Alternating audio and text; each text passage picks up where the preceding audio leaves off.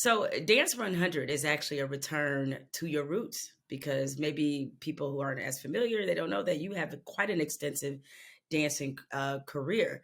But you've been dancing since you were a child, but you having a dancing career almost didn't happen because of a very traumatic car accident. What happened with that accident? Yeah, so at the age of 9, and to be honest, it's been about 2.5 years that I've been sharing this story. And I know for those of the folks that are tuning in that do know me, they potentially have heard it, but the folks who haven't, at the age of 9, I got hit by a car. And it was one of those things every weekend growing up. My mom is one of 10 kids. So the family gets together on Saturday and or Sunday and play cards, cook dinner. All the cousins come out. So it's a big family gathering every weekend. This was a Saturday like no other in terms of everybody's out playing dominoes, playing cards. We were frying fish in the backyard. You hear the magic noise. The magic noise as a little kid is the ice cream truck where I'm from in Miami, Florida. You hear the ice cream truck noise. You're like, I feel like a couple years ago, ice cream was $1. Now it's like $25 Oh for no, just you're right. one. That inflation is real. You could go to the ice cream truck with $1 and you might be able to get two. Now, that's not happening. You won't be able Not to at get all. one.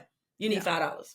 That's the tip for the ice cream truck man, like a person. So, yeah, I heard the magic noise. I headed out to get an ice cream.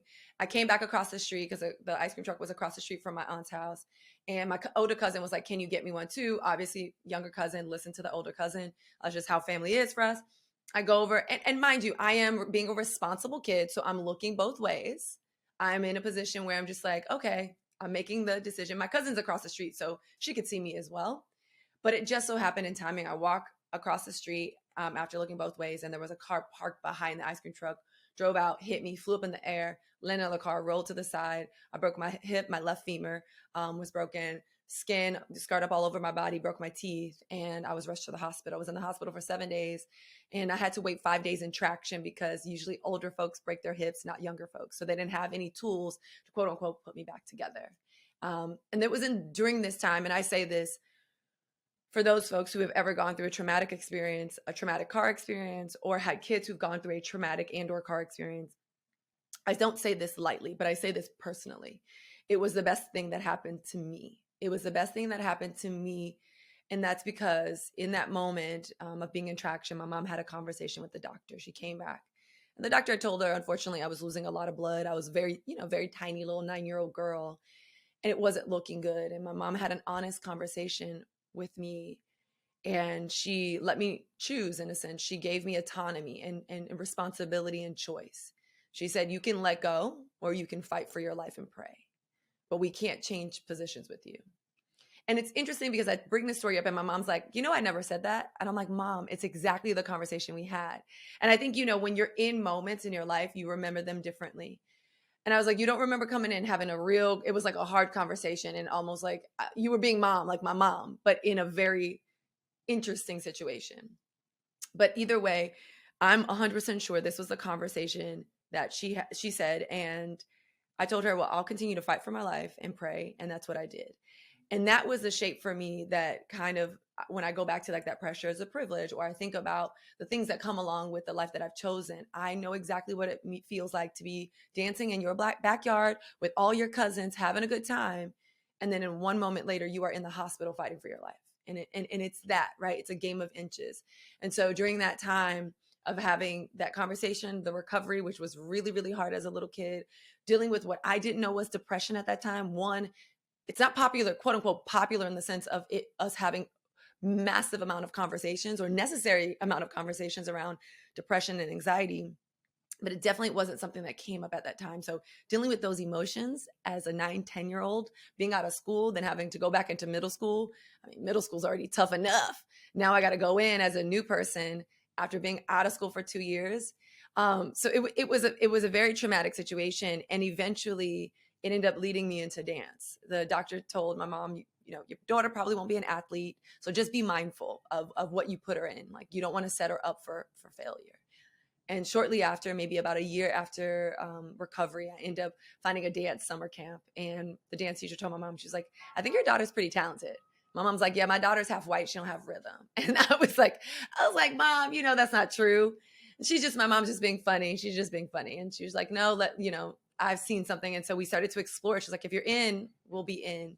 And her and my dad like literally dance practice after dance practice, and eventually led me to New York.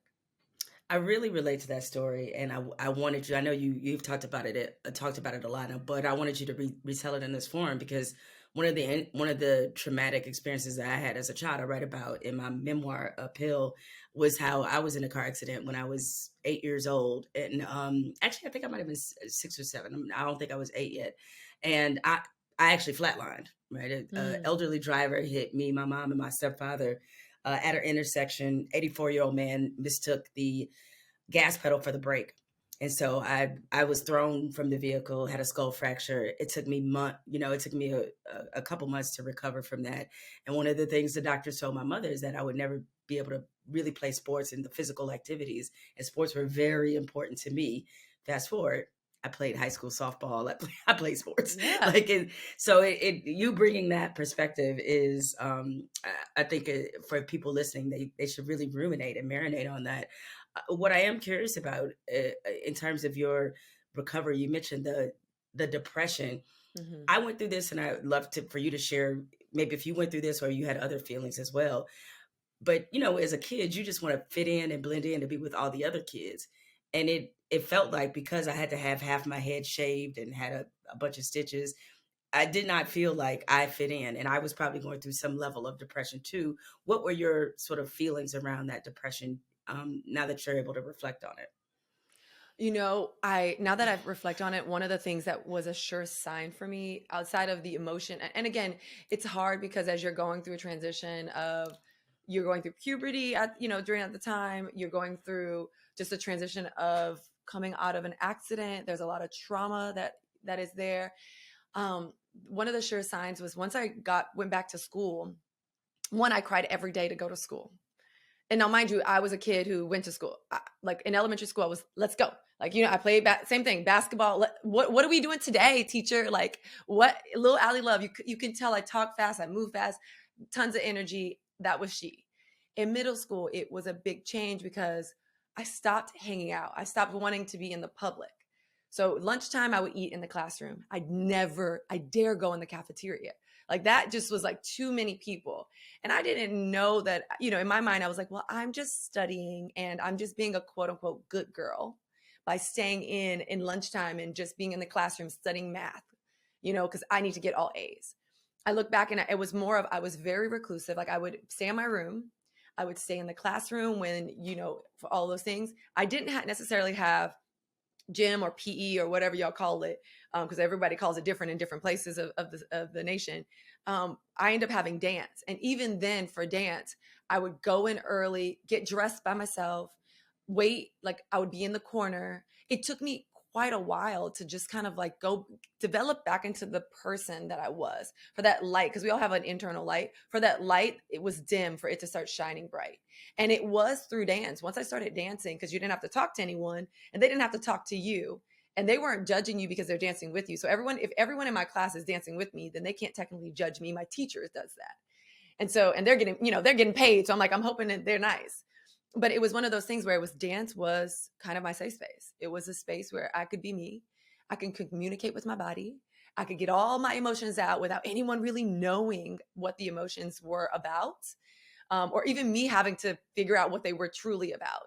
And so it was that in those moments, honestly, how I would revert back to being in a room, being in closed spaces, not talking, not speaking up, and then this sheer need to literally get everything right. Like I needed an A in everything. If I got an A minus, my world was, and this wasn't even the product of my parents. It wasn't like my parents were like, well, if you get an A minus, something's wrong.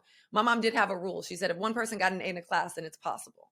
If nobody got an A in the class, then you're whatever the baseline is. Like if you are setting that like baseline, then that's fine. But if someone did it, that means you can do it. That was the rule, but it was never a lot of pressure to perform and be perfect.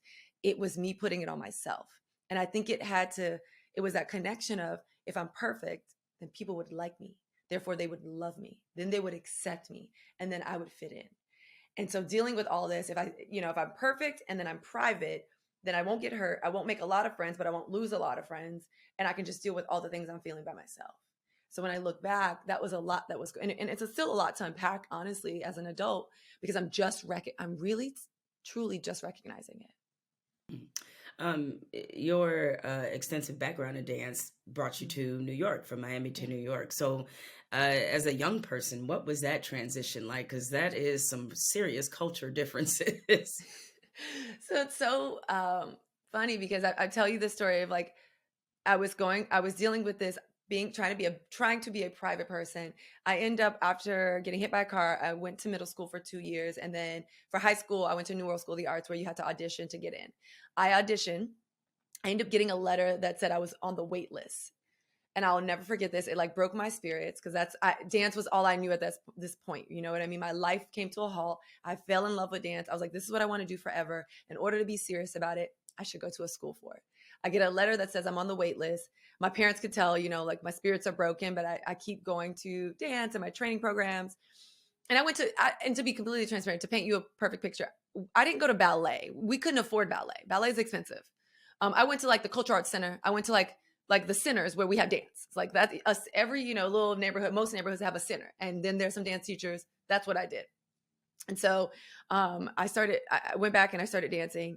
And I remember my dad calling one of my closest friends' moms and just like put her on the phone. And I thought I was in trouble. I was like, oh, did I not do the dishes when I left the house? And I hear him screaming on the phone, and I'm like, yeah, I'm definitely in trouble. I don't know what I did, but I did something. And he was screaming and finally calmed down. And he's like, we got a letter from New World School of the Arts saying they made a mistake. They sent you the wrong letter. You ought to accept it. And it was one of the highlights. I'll never forget that day. I ended up going to school. I found a place where I fit in because everyone was, I would say like as artists, sometimes you are the outliers in the best right.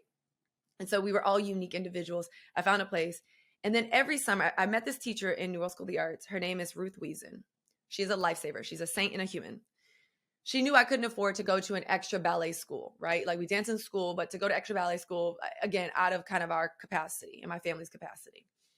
So she had a program and still does have a program for the Armor Dance Theater in Miami, Florida, where she writes grants with a whole group of folks, and she brings in students to dance.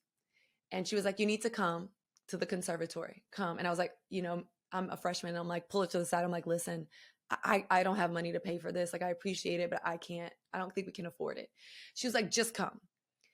Miss Ruth introduced us every summer, still to this day. I'm actually on the board right now. To this day, brings a group of students to New York, pays for their housing, their food, their clothes. They get scholarships at Dance Theater of Harlem, ABT, like NYC Ballet, like all of these, the schools, Alvin Ailey, and we get to experience it in a summer program. And we get scholarships, knowing that we could never afford this without the help of her and her team.